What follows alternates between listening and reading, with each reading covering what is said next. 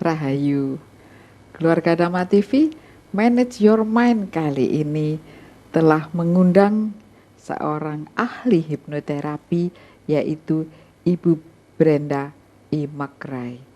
Beliau adalah jauh kami datangkan dari Jakarta khusus untuk seluruh keluarga Dhamma TV untuk mengerti sebenarnya hipnoterapi itu apa dan bagaimana. Nah, baik kita sapa dahulu beliau, Ibu Brenda. Salam sejahtera. Salam sejahtera Bu Hani. Iya, senang sekali bisa jumpa lagi dan Sama-sama. kita berbincang-bincang tentang hipnoterapi. Iya. Karena banyak sekali orang yang tidak mengerti, Betul. Bu. Karena kalau kita berbicara soal kalimatnya hipno, wah, rasanya kita disihir gitu, Bu. Nah, disihir gitu, apa dihipnotis, nah, kayak begitulah. Jadi sebenarnya hipnoterapi itu apakah kita diterapi dengan disihir-sihir begitu? Jadi yang dulunya cantik begini nanti bisa jadi kodok. Nah, sebenarnya yang bagaimana hipnoterapi itu? Mohon Ibu Brenda mau beri keterangan karena kami bingung dan rancu gitu. Oke, jadi silahkan. Terima kasih untuk pertanyaan ini karena saya juga sering ditanya oleh teman-teman yang belum mengerti. Jadi hipnos itu sebenarnya dari kata hipnos, yaitu tidur di dalam bahasa Yunani, yang berarti dia itu dalam posisi relax state sebenarnya. Saat seseorang ini relax dan santai, kemudian kita terapi ini adalah untuk menterapi tentunya.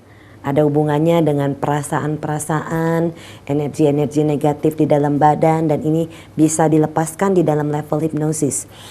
Jadi tentunya ini tidak lepas dari pengertian dulu tentang bagaimana kesadaran dan bagian dari kesadaran ini bekerja. Saya perlu menjelaskan kepada pemirsa bahwa semua orang perlu di situ ada kesadaran. Ini diatur oleh otak sebelah kiri yang berpikir dan menganalisa. Ini mulai berkembang saat mulai sekolah. Jadi semua orang ini ada kesadaran dan semua orang punya bagian dari kesadaran. Di dalam bahasa Inggris itu disebutkan istilah yang dinamakan subconscious. Subconscious ini sebenarnya kurang tepat kalau kita terjemahkan sebagai alam bawah sadar. Saya mungkin satu-satunya praktisi hipnoterapi di Indonesia yang menolak menggunakan istilah alam bawah sadar. Karena pengertian tentang alam di bawah sadar bisa rancu. Ada orang bilang tidak ada kesadaran, ada orang itu bisa dipengaruhi seperti itu, seperti tadi katanya disihir. Itu bisa rancu. Jadi saya menggunakan istilah penjelasan dari kata subconscious. Subconscious itu adalah sebenarnya bagian dari kesadaran, dan ini ada di otak sebelah kanan yang menerima perasaan, ingatan sepanjang kehidupan kita, bahkan dari dalam kandungan, bahkan dari kehidupan lalu sebelum sekarang. Jadi otak yang kiri untuk menganalisa, yang kanan ini dalam bentuk perasaan. Kemampuan itu bisa digali dari otak sebelah kanan. Punya rasa jiwa art, jiwa seni itu dari otak sebelah kanan, karena itu perasaan. Perasaan yang bekerja. Jadi begini, mekanisme cara pikiran kita. Saat logika bekerja, perasaan tidak keluar. Ketika ada logika, perasaan mati tertindih, ya. Bukan mati tertindih. Betul. Ya. Dan pada saat perasaan keluar, logika tidak jalan. Oke. Jadi saya pada kira saat bisa dimengerti ini oleh keluarga Dhamma TV. Jadi ini kalau dulu logika merendah, maka yang ada adalah perasaan yang muncul. Tetapi kalau perasaannya yang menurun, logika akan muncul. Betul. Dan setiap hari kita selalu begini. Sepanjang hari. Sepanjang hari bukan bentuk konsep pikiran seseorang, misalnya bukan begitu ya? Betul. Jadi begini, kalau seseorang logika yang bekerja, kita lebih banyak menggunakan otak sebelah kiri, logika yang bekerja, perasaan ini jarang sekali muncul. Tapi sepanjang hari ini begini terus. Dan hanya di dalam posisi level bermeditasi dan berdoa, atau menggunakan tasbih atau rosario, ini akan seimbang. Selebihnya begini terus. Coba perhatikan pada saat logika kita jalan, bekerja, sedang menghitung, perasaan nggak keluar. Ya, betul. Saat perasaan sedang keluar, logikanya nggak jalan. Sekarang begini, kalau sedih tiba-tiba ada rasa sedih, itu kan perasaan. Logikanya nggak jalan. Padahal kalau secara logika kita tahu bahwa orang tua kita misalnya sudah meninggal, logikanya sudah tidak ada. Tapi perasaan ini yang muncul, kesedihan. Nah, ini akibat dari ingatan bahwa orang tua kita tidak ada. Logika dan perasaan ini belum bisa sinkron istilahnya.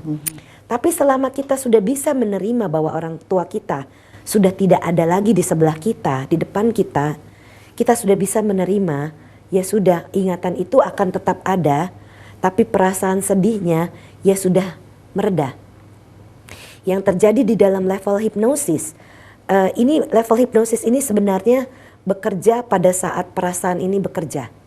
Contoh, saat perasaan ini bekerja, seandainya seseorang merasakan rasa kurang percaya diri, padahal secara logika beliau itu pemilik satu perusahaan yang punya S1 atau S2, seperti itu misalnya. Tapi kalau dia tampil di depan umum, gemeteran, keringat dingin, kakinya bisa gemeter, goyang-goyang gitu.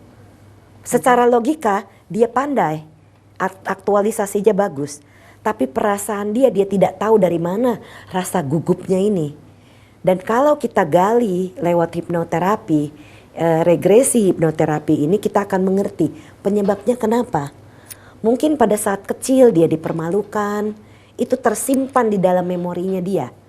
Sehingga perasaannya keluar kalau dia tampil di depan umum, mungkin dia ditertawakan sehingga dia gemeteran dan takut. Mungkin waktu saat kecil, mungkin saat dari dalam kandungan, ibunya mengalami sesuatu ketakutan sehingga bayi ini meresap semua perasaan itu. Karena bayi belum bisa menggunakan logika, jadi dia meresap perasaan itu.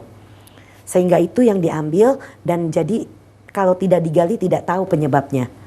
Jadi setelah itu, setelah mengerti penyebabnya, dia terbebas dari rasa takut-takutnya itu, seperti itu. Atau secara logika misalnya, kenapa takut dengan ketinggian misalnya? Padahal dalam kehidupan ini tidak pernah jatuh. Ternyata setelah digali di kehidupan lalunya, kemungkinan besar sering-sering itu dia jatuh dari ketinggian, sehingga pada saat dia jatuh dan meninggal dalam ketakutan, tersimpan di dalam memorinya, terbawa dalam kehidupan berikutnya, yaitu kehidupan sekarang. Itu yang sering ditemukan, Bu. Jadi hipnoterapi ini adalah menerapi saat seseorang ini dalam posisi rileks, hipnos.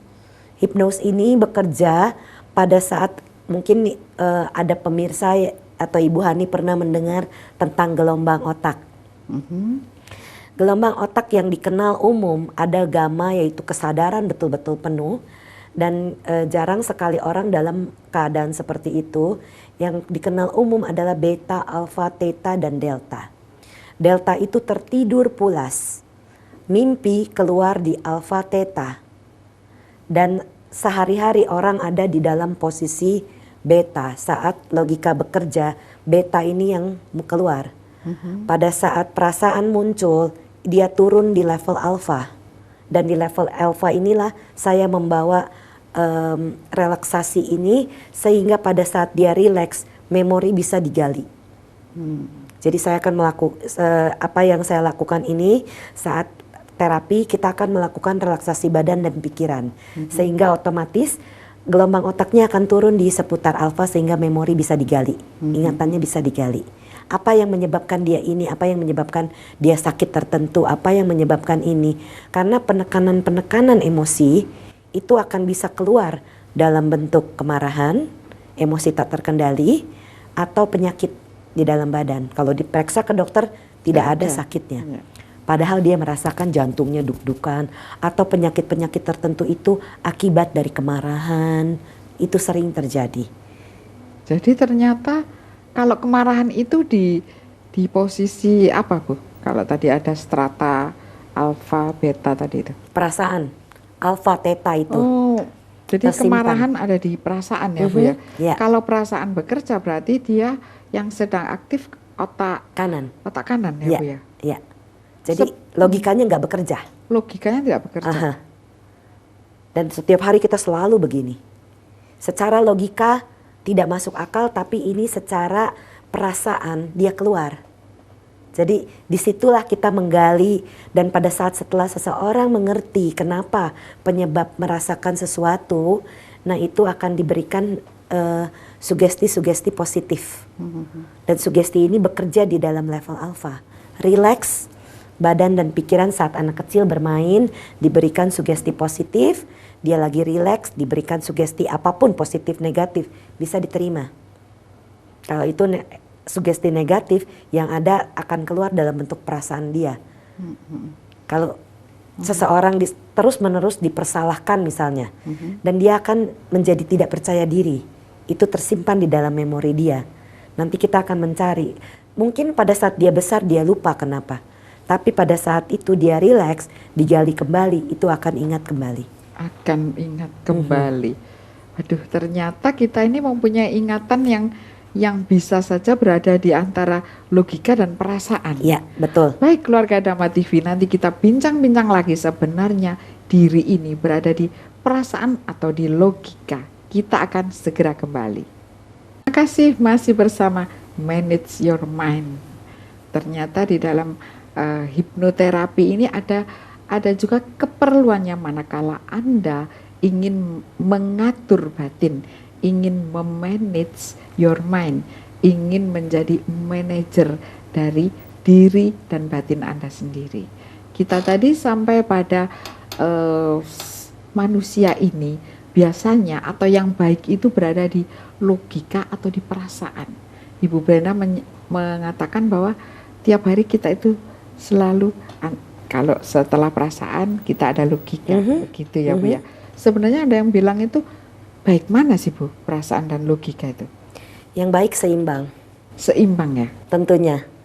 Pada saat ini seimbang logika dan perasaan ini akan ada kita dalam ketenangan batin yang luar biasa. Karena kalau perasaan negatif yang muncul, tentunya kita akan terbawa dalam energi negatif. Dalam perasaan ya? Dalam perasaan kita, misalnya kesedihan, kemarahan, benci, dendam, sakit hati, tidak percaya diri, ketakutan, apapun itu bentuk perasaan-perasaan yang negatif itu ada di sana, semua tersimpan di dalam memori. Kalau ini terlalu kuat, logikanya nggak bekerja, ini dia dipengaruhi perasaan dia, sehingga apapun misalnya dia takut ini, takut itu, semua menakutkan. Iya. Logikanya nggak jalan, artinya dia timpang.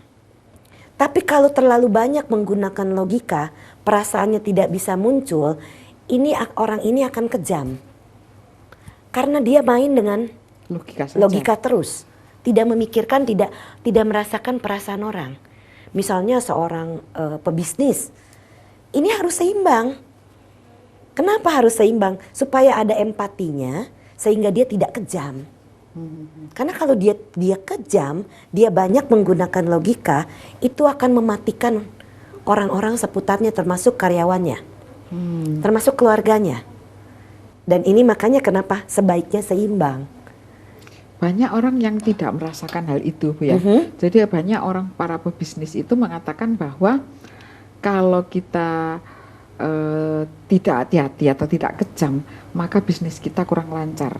Bahkan sehingga terhadap keluarga pun dia berhitung. Betul. Ya, dihitung secara bisnis. Ya. Terhadap karyawan istilahnya dia betul. Dengan tega, dengan mentolo, kalau Jawa itu menginjaknya, menghisapnya terhadap karyawan dan pegawai. Ya. Terhadap atasan dia menjilat. Ya. Sehingga dia hatinya ini kasar ya. Kasar, beku, dingin. Dingin, iya. Ya. Betul. Itu bisa biar terjadi begitu? Bisa, karena dia terlalu memikirkan, menggunakan logika.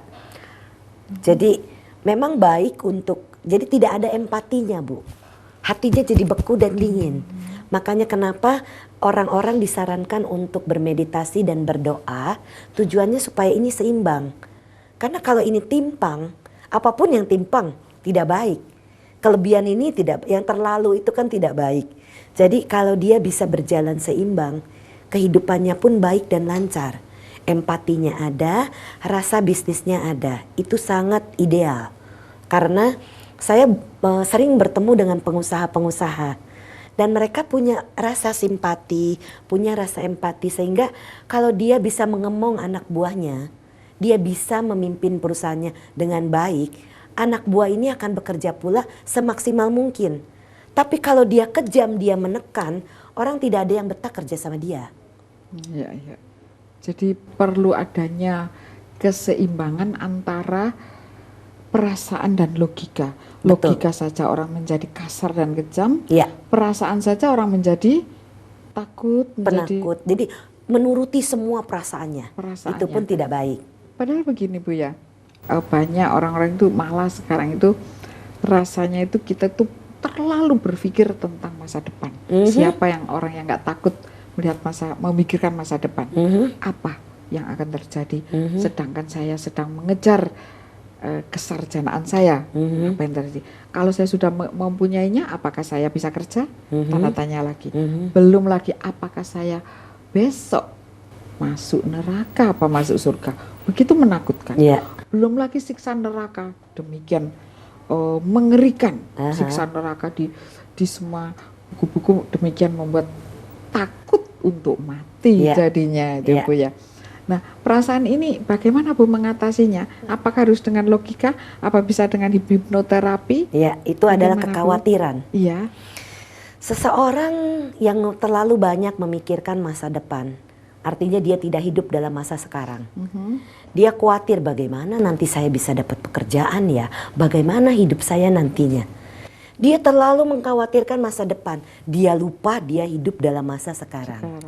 Jadi kenapa zaman sekarang ini banyak orang yang membicarakan the power of now, kekinian, masa sekarang. Karena itu bukan isapan jempol, tetapi itu benar-benar harus dipraktekkan. Kenapa? Kita ini satu hari, ini salah satu guru saya mengajarkan, satu hari kita punya 1 gelas energi. Sepertiganya biasanya kita pikirkan yang kemarin yang sudah tidak bisa kita apa-apakan. Sepertiganya lagi kita khawatir di masa mendatang. Yang belum terjadi kita sudah khawatir dan mumet. Jadi satu hari kita tinggal punya 1/3 energi. Tidak cukup untuk menjalani kehidupan. Bagaimana supaya kita bisa punya 1 cup energi ini, 1 gelas energi ini? Kita menerima bagian dari kehidupan kita ini yang sudah kemarin, itu sudah berlalu, biar. Tidak bisa kita ganti, itu sudah sejarah. Apakah kita bisa mengubah sejarah? Tidak bisa. Tidak bisa. Apakah kita bisa mengubah masa depan? Bisa. Kalau kita melakukan, sekarang begini, seseorang yang tidak bekerja, yang tidak mau sekolah, sudah terjelas terlihat seperti apa masa depannya. Jadi tapi kalau dia sekolah sekarang, dia bekerja dengan baik, dia banyak melakukan perbuatan baik dengan pikiran, kata-kata dan perbuatannya itu, dia akan mendapatkan hasil yang baik. Karena ini ada hubungannya dengan hukum alam, sebab akibat. Sebabnya apa yang dilakukan sekarang, akibatnya nanti yang akan dituai. Hukum tabur tuai, hukum karma, hukum tarik menarik, sebab akibat, ini semua sama.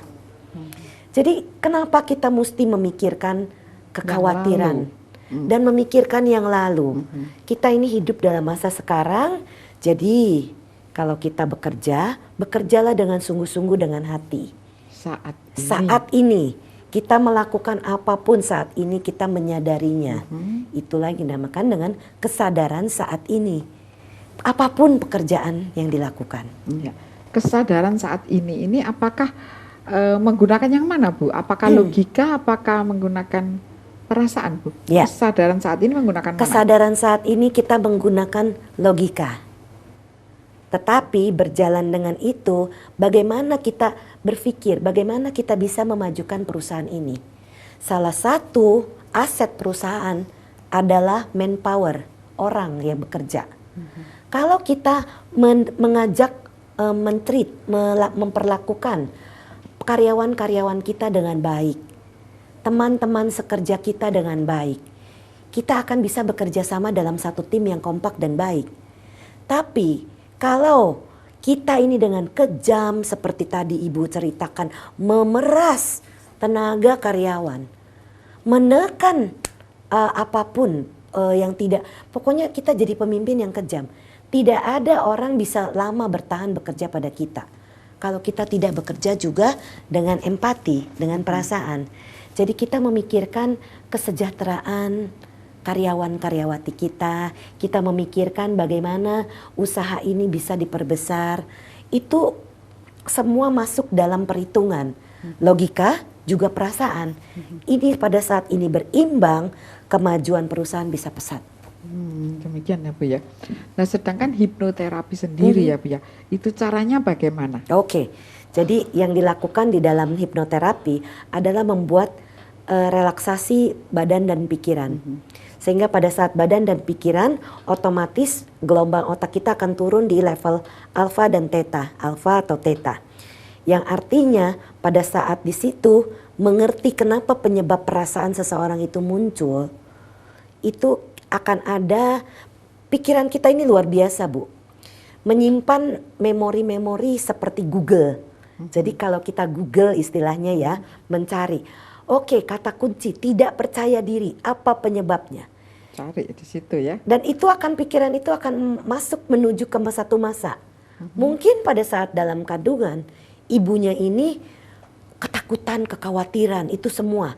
Tidak percaya diri menghadapi mertuanya, iparnya, suaminya, apapun. Nah, perasaan tidak percaya diri si ibu ini diserap oleh si bayi. Diambil oleh bayinya yang belum bisa menggunakan logikanya. Sehingga pada saat dia mengerti, oh ternyata itu ibu. Ya sudah, lepaskan. Dan diberikan sugesti positif di alfa theta ini. Pada saat diberikan sugesti positif, itu bisa diterima sebagai sesuatu yang akan menjadi satu pengganti perasaan yang tidak percaya diri itu. Sehingga pada saat dia diberikan sugesti positif bahwa dia bisa mampu menghadapi masa depan, menghadapi dunia kerja, menghadapi sekolah dengan baik, konsentrasi itu akan bisa dia terima dengan baik. Ya. Sedangkan bagaimana Bu kalau tentang adakah orang-orang yang sedang dihipno, yang sedang diterapi tadi itu, apakah ada yang gampang, ya artinya pinter, apakah ada yang kurang pinter sehingga lama?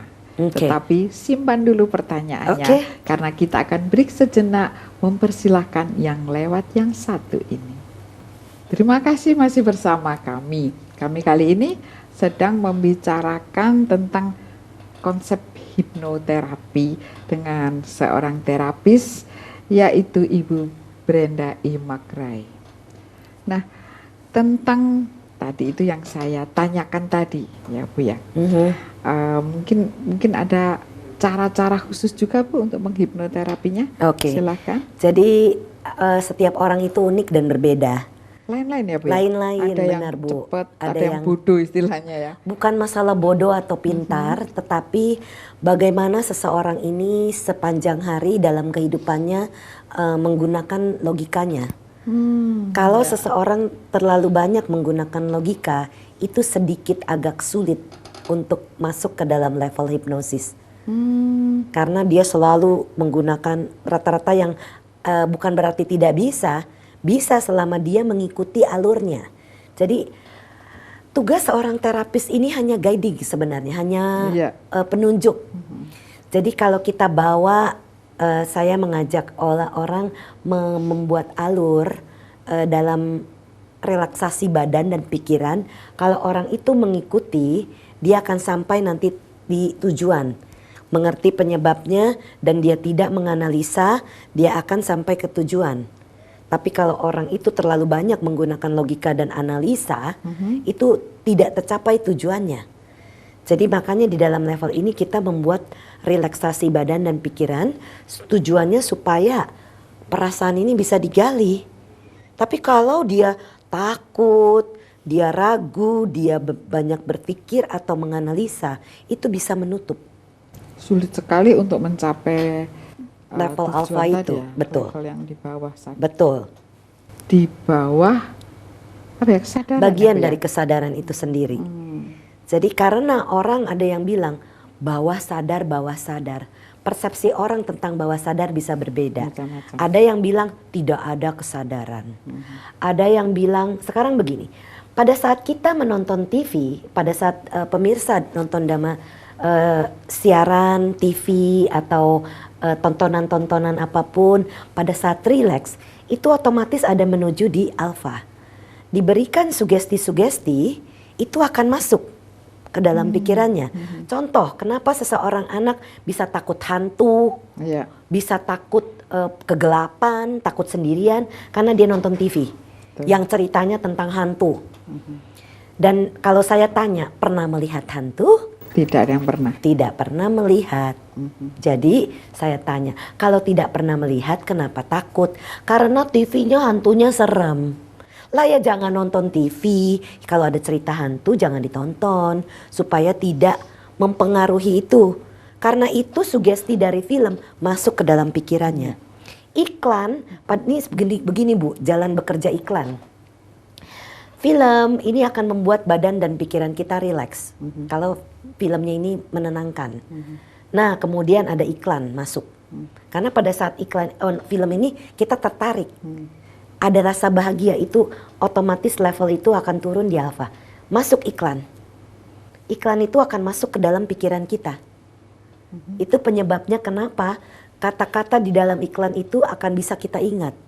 Saya masih ingat tuh Bu, iklan waktu saat saya kecil, umur 5 atau 6 tahun nonton TV. Ada satu obat yang saya bisa ingat lagunya seperti apa. Itu akibat saya sering nonton TV. Dan iklan itu terpengaruh di dalam pikiran. Nah itu saya pada saat menonton ada kesadaran. Jadi bukannya tidak sadar. Kalau kita bilang alam bawah sadar, itu artinya tidak ada orang berpersepsi tidak ada kesadaran. Padahal bukan. Nih pada saat kita sedang, ini juga kebiasaan ya Bu. Misalnya kita bawa mobil atau bawa motor. Dari rumah mau ke kampus atau mau ke kantor, lewatnya jalannya itu aja. Itu terekam di dalam memori kita. Betul. Nah ini terekam di dalam memori ini bagian dari hipnosis itu. Dia masuk ke dalam level alfa, ingatan itu masuk. Sehingga sering kita berjalan lagi nyetir. Loh kok udah sampai sini ya? Sepertinya tidak ada kesadaran, tapi ada kesadaran di situ. Sadar. Karena kalau kata ada orang menyeberang ya kita mengerem. tahu berhenti, ada lampu merah kita bisa berhenti. Jadi itu sebenarnya kita ada di dalam level hipnosis. Nah, level hipnosis itu bisa dijelaskan jadinya ada kesadaran, bukan tidak ada kesadaran, ada kesadaran tapi terekam di dalam memori itu. Nah, disitulah hipnosis bekerja. Dan jadi pada saat kita sedang berjalan sepertinya ngelamun, tetapi kita bisa nyampe ke dalam satu tujuan kita. Karena ini sudah terbiasa jalannya ini kita lalui. Itu terekam di dalam ingatan, tapi baru, udah sampai sini. Begitu ininya naik, kesadarannya mulai naik, jadi kita baru sepertinya baru menyadari, tapi sebetulnya di situ ada kesadaran. Sadar terus. Lama itu sebenarnya sadar. Betul. Seperti orang tidur pun sebenarnya kan sadar Bu. Ada kesadaran di sana. Tetapi kalau dia pules sekali tidurnya itu di dalam level delta, tidak ada mimpi yang keluar. Ini kan tidur pun ada levelnya di gelombang otak ini Bu. Jadi mimpi itu keluar di level alfa theta, sedangkan tertidur pulas ada di delta. Tidak ada ingatan yang muncul, tidak ada mimpi-mimpi yang keluar, betul. Tidak ada perasaan yang keluar. Betul-betul tidur lahir dan batin begitu. Betul. Iya. Dan biasanya tidur lahir dan batin ini kelihatannya lebih membuat fresh, lebih membuat sehat ya Bu ya. Karena apa ya? Biarpun bukan kuantitasnya, tetapi kualitasnya. Betul sekali. Itu pencapaian ke delta tadi ya. Iya, jadi dia sudah begitu rileks, sudah begitu tenang. Jadinya dia tidak lagi tahu apapun, itu sudah di delta itu. Sudah sampai ke sana Bu ya. Tidak bisa digali. Kalaupun kita menggali memori di situ, tidak ada yang keluar, dia sudah hilang. Hilang sama sekali ya. Iya. Jadi tidur pun ternyata juga adalah kesadaran. Tidur pun ternyata juga mempunyai tingkatan strata, di mana ada juga pengalaman-pengalaman tidur yang perlu untuk dihipnosiskan gitu Bu. Ya, jadi makanya kenapa orang yang sulit tidur itu pasti ada penyebabnya. Kita mencari penyebabnya setelah mengerti tidurnya enak.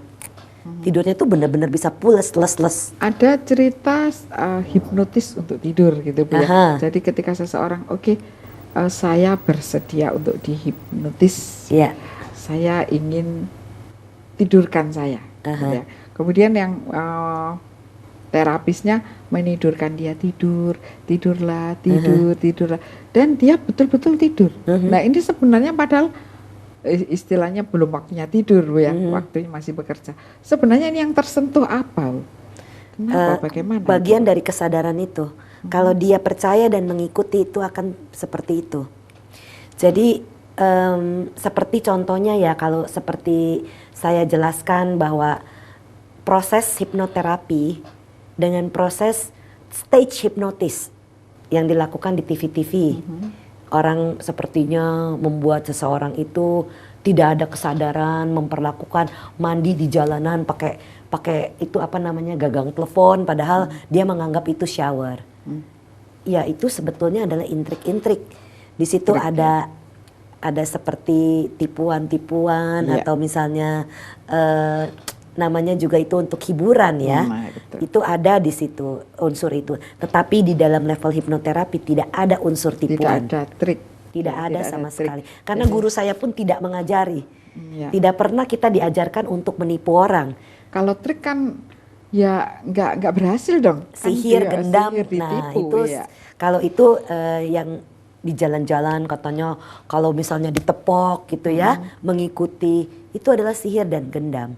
Tidak ada hubungannya dengan hipnotis sebenarnya. Tidak ada ya? Tidak ada. Jadi kalau misalkan kembali kepada seseorang yang tidur tadi ya Bu ya, kadang-kadang si orang tadi itu dia bisa istirahat dengan nikmat, karena dia kan sakit tidak bisa tidur. Ya. Kemudian ketika mengikuti terapisnya dia bisa tidur sampai ke level delta ya, kesadaran yang betul-betul murni. Ketika bangun pun maka dia seger sekali. Dan itu adalah obat yang mujarab untuk seluruh badan, komponen tubuh ini ya Bu, yang sekali. sakit-sakit itu Bu. Betul sekali. Nah sekarang misalkan orang yang mempunyai masa lalu yang buruk ya Bu ya, apakah untuk meregresinya itu orangnya harus tidur sampai ke level delta tadi? Tidak bisa justru seseorang di bawah ke level delta tidak bisa digali. Ditanya sudah pules, tidak ada yang bisa kita gali. Nah, bukan tujuan saya membawa ke situ, tetapi kalau orangnya sebelum terapi dia kurang tidur, dia bisa tertidur, otomatis dia ambles tidur, pules. Jadi makanya saya selalu ingatkan klien itu harus cukup tidur supaya tidak ambles ke tempat level delta itu, tidak turun sampai sejauh itu. Jadi pada saat dia ada kesadaran, nah yang ada kita cuma menggali memorinya dia saja. Sehingga menyelesaikan apapun yang mungkin dalam kehidupan sekarang ada orang yang merasakan batuk atau apa, sakit atau apa. Nah itu ternyata bawaan-bawaan dari masa lalu. Setelah mengerti penyebabnya kenapa dia alergi tertentu, dia sakit di jantungnya, begitu selesai, loh kok jantung saya enak ya? Kok saya asmanya tidak ada, alergi saya tidak ada lagi. Nah itu langsung karena dia mengerti penyebabnya kenapa. Nah saya ini selalu mencari penyebab akarnya. Setelah mengerti akarnya kita lepaskan dan diberikan sugesti positif sehingga dia terbebas dari masalah-masalah apapun itu. Jadi begitu ya. Jadi dicari dulu penyebabnya. Andai kata apapun keluhannya, dicari penyebabnya. Begitu ya Bu ya. Betul. Iya. Kalau misalkan karena dia juga sedang sadar kan orang yang melakukan hipnoterapi tadi itu, si pasien ini misalkan berbohong karena malu. Bagaimana Bu? Sepengetahuan saya di dalam level hipnosis tidak ada gunanya seseorang berbohong, karena dia datang pada saya untuk mengerti penyebab-penyebab tertentu. Jadi kalau dia tidak artinya berbohong, tidak jujur gitu ya. Sebenarnya itu merugikan dia karena nanti hasilnya tidak ada. Jadi ada orang misalnya pada saat saya menggali, kok badannya beda ya? Kalau perempuan jadi laki, laki jadi perempuan, atau badannya ini kok lain?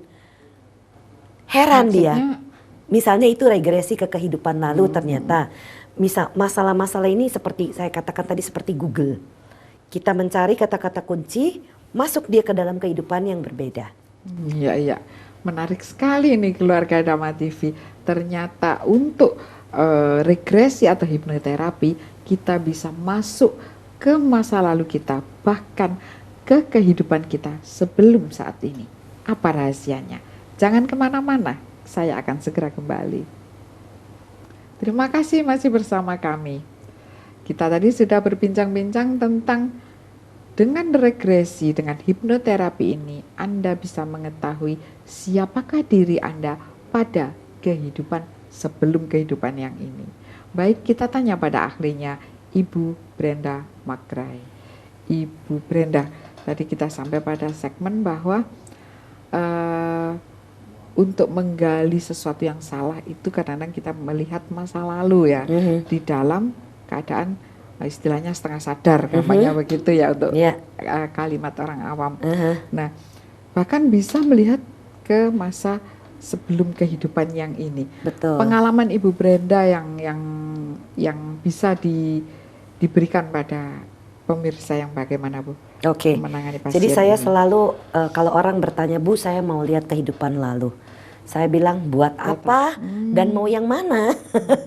Karena kehidupan lalu kita itu ratusan ribu jutaan kali. Jadi saya selalu bertanya, mau mencari apa? Hubungan dengan seseorang atau masalah-masalah di badan yang mungkin ada hubungannya dengan kehidupan lalu, atau pengertian-pengertian, ada mimpi yang selalu keluarnya itu aja. Karena kehidupan lalu bisa keluar lewat mimpi. Jadi saya selalu berusaha mencari, mengerti dulu apa yang terjadi dengan orang ini. Setelah itu baru dibawa. Karena kalau cuma mau tahu kehidupan lalu kita ini buat apa udahnya, nggak ada gunanya. Tetapi untuk healing, untuk proses penyembuhan dalam pikiran dan badannya, itu saya bawa ke sana. Seperti contoh yang sering saya katakan, waktu umur saya 40, itu beberapa tahun yang lalu waktu saya masih di Amerika, setiap saya berjalan lebih dari 1 jam, kaki kanan saya ini sakit bukan main, seperti tertusuk-tusuk. Saya ke dokter di sana, dokter kaki, dan disarankan harus suntik kortison. Mungkin yang mengerti tahu apa itu. Suntikan kortison ini tidak boleh sembarangan, karena ini bisa menyebabkan osteoporosis. Dan tapi kata dokter tidak ada cara lain, jadi harus suntik 2 kali dalam waktu 6 bulan, harus suntik.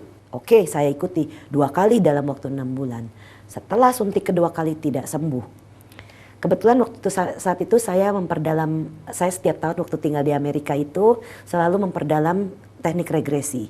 Dan pada saat saya sekolah, ketemu satu kehidupan lalu, di mana kaki saya ini dijepit dengan jepitan besi, ditarik dengan kuda, disiksa maksudnya meninggalnya itu dengan keadaan penuh kebencian dan kemarahan. Itu usianya 40, waktu itu laki-laki saya. Dan ternyata saat kehidupan ini di umur 40, kaki saya ini sakit. Nggak ngerti kenapa penyebabnya. Setelah mengerti dan diberikan sugesti positif bahwa itu sudah lewat, dan betul memang itu sudah berlalu. Sekarang jalan kemanapun tidak ada masalah. Mau ke jalan dari Mendut ke Borobudur waktu Waisak tahun lalu saya pergi. Jalan 2,5 jam tidak sakit, tidak ada masalah. Itu karena ini kaki sudah mengerti bahwa itu sudah berlalu. Tapi kalau tidak dibawa mengerti, dia akan terus sakit. Itu bertahun-tahun, Bu, kaki saya sakit sampai saya menyadari usia hampir 40 tahun menuju ke 41 tahun. Itu sakit bukan main. Dan sekarang bebas. Tidak ada lagi rasa sakitnya. Nah, itulah fungsinya. Mengapa saya melakukan regresi. Dan regresi ini untuk dikenal oleh awam, ada yang bilang apa gunanya mengorek lagi masa lalu. Kalau tidak ada fungsinya saya setuju, tidak perlu. Tetapi kalau ini untuk fungsi penyembuhan pikiran dan badan, saya lakukan itu. Kadang-kadang masalah itu bukan cuma datang dari kehidupan lalu, tapi dalam kehidupan sekarang. Di mana pada saat kecil mengalami sesuatu, ketakutan atau apa, atau bahkan pula dalam kandungan, bayi yang ingin digugurkan oleh ibu atau bapaknya, bayi itu tahu. Dan pada saat terlahir dia akan memberontak pada keluarganya, seperti perasaan tidak diterima, tidak punya rasa percaya diri. Dan kalau digali dan dibawa mengerti, dia akan bisa, oh ya, oke, bahwa dia sudah dibesarkan dengan baik. Nah itu yang harus dibawa mengerti oleh orang-orang ini. Karena kalau dia tidak dibawa mengerti, menyadari, oh dia tidak tahu dari mana asalnya, tidak bisa melepas. Bahkan nanti akan terbawa-bawa terus sampai dia tua. kehidupannya Betul. yang berikutnya. Iya. Bahkan nanti andai kata sekalipun dia sudah berkali-kali terlahir di dunia, tetapi dia tetap menjadi orang yang salah, orang yang tidak bijaksana. Betul. Begitu ya Bu ya.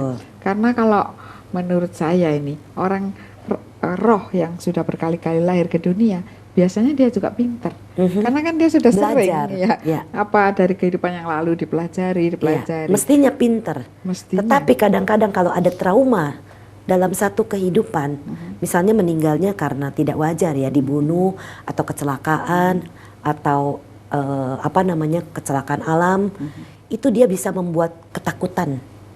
Ketika dia lahir dia menjadi orang yang penakut, kerdil hati. Iya. Jadi belum tentu. Jadi benar sebetulnya ini akan berkembang menjadi lebih bijaksana. Tetapi kalau terjadi trauma di akhir kehidupan orang tertentu, dia akan dalam kehidupan mendatang itu begitu ketakutan karena terbawa dari perasaan yang lalu. Jadi setelah kita mengerti dia bebas dari perasaan itu, kedepannya pun tidak ada masalah. Ada orang yang menyampaikan bahwa seseorang yang sedang artinya itu ketika dia ingin bekerja gagal, ketika dia akan melakukan sesuatu proyek dalam hidupnya, dia ketakutan. Dia mau begini, dia rasanya enggak, saya menahan diri. Padahal dia pintar. Betul. Dia pandai sekali dalam segala hal. Dia seorang seniman yang bagus, tetapi dia tidak bisa mengupayakan perkembangan kehidupannya. Betul. Andai kata bekerja pada orang sebentar saja, andai kata dia akan dipromosikan jabatannya, turun lagi. Bukan salahnya dia, tetapi dia. Nah, padahal dia itu selalu sering ketakutan. Ketakutan pada hal yang tidak benar, misalkan ketakutan pada hantu-hantu, ketakutan pada kehidupan yang akan datang. Nah, kenapa Bu ini bisa apa ada hubungannya orang yang takut hantu tidak sukses hidupnya? Karena ini ada beberapa contoh itu Bu.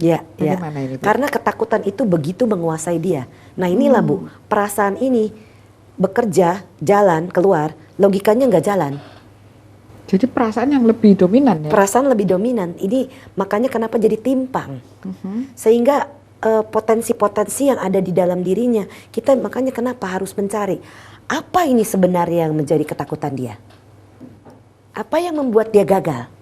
Nah itu akan digali, mencari kenapa.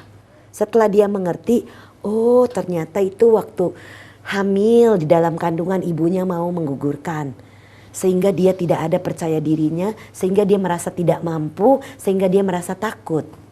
Sering Bu saya ketemu yang begitu. Dan setelah mengerti, oh ya sekarang kamu sudah mengerti ini, lepaskan itu.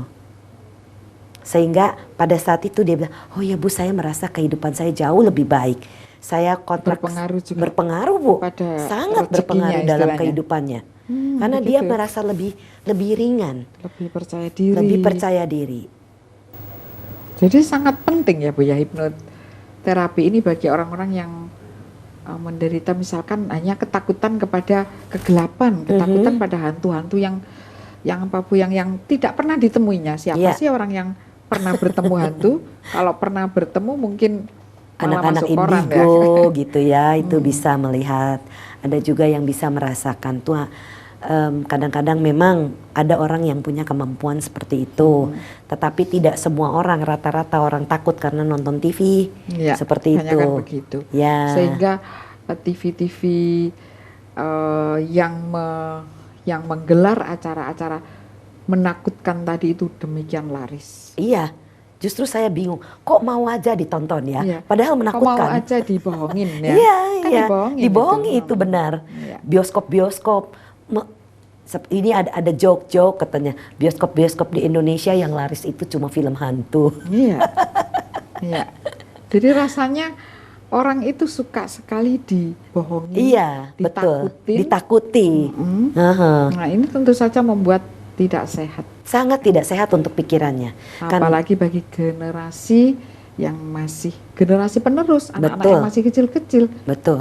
Mohon jangan terlalu sering untuk menonton televisi yang horor-horor yang menakutkan begitu, Iya. karena sama sekali tidak mendidik. Betul sekali. Baik Ibu Brenda, 3 menit terakhir mohon dijelaskan sebenarnya secara utuh konsep hipnoterapi ke apa ya, cara-caranya begitu. Iya. Jadi caranya itu ya sebaiknya kalau mau melakukan hipnoterapi adalah mengunjungi seorang hipnoterapis yang sudah punya jam terbang yang cukup. Artinya dia sekolah dengan benar dan dia punya jam terbang yang baik dan dia punya kode etik yang baik. Iya, betul. Dan kode etik ini sangat penting. Jadi sebagai seorang terapis, kalau kita lulusan, bukan saya mau menyombongkan ya Bu ya, mohon maaf. Kalau kita lulusan dari luar, kita ada satu kode etik di mana kita tidak boleh menceritakan sama sekali siapapun klien kita. Biarpun yang datang itu adalah artis, adalah pemuka agama, adalah siapapun, kita tidak boleh sekalipun cerita.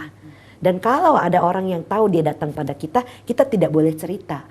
Suami istri pun saya tidak boleh cerita pada mereka satu sama lain. Karena saudara pun tidak boleh, orang tua dan anak pun tidak boleh. Kecuali kalau yang datang itu di bawah 17 tahun dan ada bahaya. Ya, ada bahaya dalam arti anak itu misalnya narkoba atau anak itu kepingin bunuh diri. Saya harus cerita pada orang tuanya supaya menghindari, supaya ikut menjaga kesejahteraan anak itu. Jadi kalau ingin melakukan hipnoterapi, pergilah kepada hipnoterapis yang sudah punya jam terbang dan terlatih dengan baik.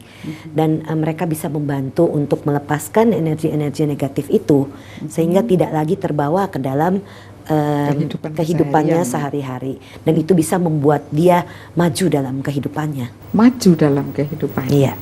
Oke, terima kasih Ibu Brenda sudah hadir di studio, sudah 1 jam bersama Keluarga Dhamma TV, dan mungkin nanti di lain kesempatan kita akan ngobrol-ngobrol lagi tentang hipnoterapi yang menarik ini. Keluarga Dhamma TV, waktu kita juga sudah habis. Manage your mind, jadi aturlah perasaan Anda, aturlah batin Anda. Kali ini saya sudah datang bersama Ibu Brenda, mungkin kita akan jumpa di lain kesempatan. Saya Hani Sonyaruri beserta staf yang sedang bekerja mengucapkan sampai jumpa pada kesempatan yang akan datang. Rahayu.